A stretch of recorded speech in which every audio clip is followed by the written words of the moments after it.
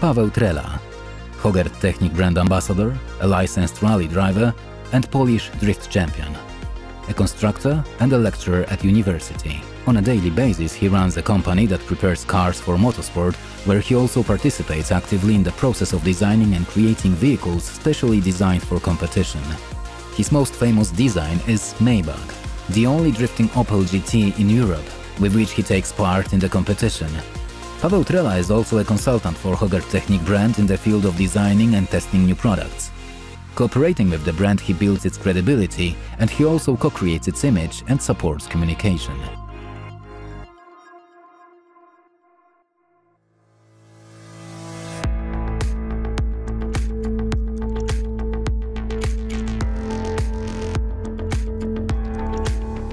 Hello, we have talked about my engine recently. Today we will focus on the first element of drive transfer. So we will talk about a gearbox. We will show you how it differs from standard one and so that it transmits almost 1000 Nm of torque.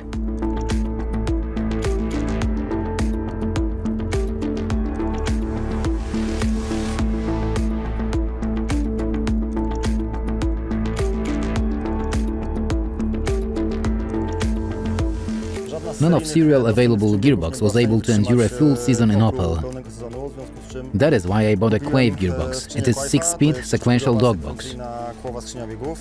So exactly the same model is used in rally cars, racing cars, cars for rallycross. We will do its quick revision in a moment after one season. We will dismantle it and see how it differs from a standard, just normal street gearbox. The first difference visible to the naked eye. Here we change gear in linear system, so sequence system 1, 2, 3, 4, etc. We put in forward gear. Why do we do in this way? It is easier, for example, when braking, as hand moves forward automatically, so we throw out of gears. The same way if we speed up, unlike in the most of serial cars, that we have plus forward because we want to go faster, so we give upper gear. Pointless.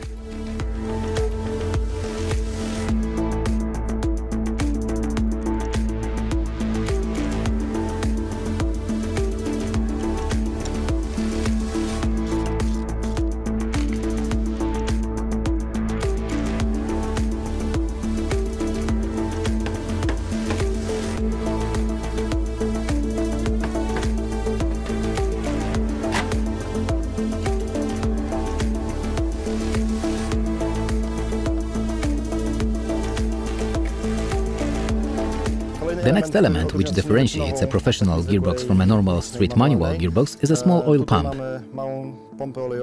We have an oil filter, which is exactly the same as used in engine, a filter attachment, and we also have an oil cooler. Thanks to that, the oil is clear as poured one here. There are no fillings and it works in lower temperature, so such gearbox will work longer and better for sure.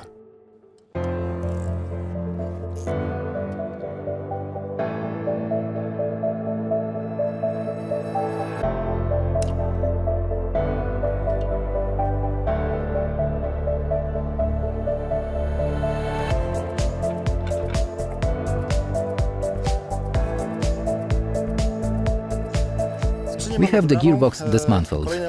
Another element that distinguishes my performance gearbox from the normal, let's say, street one. Here is the second gear wheel from Mazda 323. This is the second gear wheel from my gearbox. You can see the difference with the naked eye. First of all, here we have oblique teeth, here we have straight teeth. With oblique teeth, higher loads are transferred to the bearings at the end of the housing. It is obviously not very desirable in such a sport gearbox, it is one thing. Secondly, of course, the dimensions, width of such tooth size, that says it all. This one has to carry much bigger loads than that one. Although it is Mazda 323 GTR, four-wheel drive car, 300 horsepower, so in fact quite a lot. Next element as regard to gearing. This is my shaft, this is my hub, which is a bit damaged here, but you know, it should be all round. Here it is done in such a way that these four teeth mesh with this hub in this way. Here is a trapezoidal shape in order not to follow a trend to unhook. Whereas in a serial car, with a serial gearbox, we have a wheel gear. We have a synchromesh crown wheel, which is designed to stop the wheel by being pushed into, so that this gear goes without scratching, without anything. This is a hub which is responsible for it. A lot of elements, dogs, spring, hub, external and internal parts. It comes in here, fastens it. and it works, but this whole element is like that here. So it is much less complicated. Once, and two, with these teeth, the gear change takes milliseconds, literally. Here, you know, the oil must be squeezed out here, the gear wheel must stop, some inertia. It takes some more time. There are triple synchronizers used in some sports gearboxes, for example Audi, like S, RS, and things like that. So there are simply more of these elements. Here we have 3 instead of 1. All this in order to simply change this gear faster.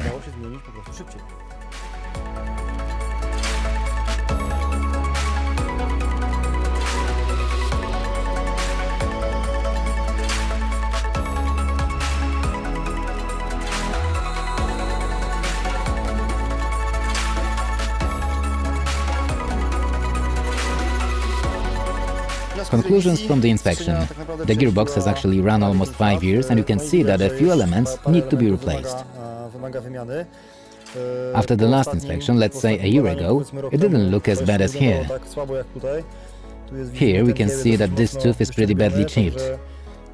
Also, the third gear will have to be replaced, of course, together in set with the lower one. Here we can see that the tooth is a bit broken. It will not affect its durability much, it will just make the gearbox louder. This tip here, it is a bit poor, because they have actually half the height. So there is a risk that these gears will stop fastening. They will start to fall out, and then they will wreak much more mess than it is now.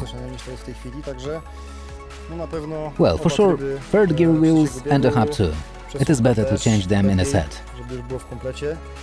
Actually, the rest is more or less okay.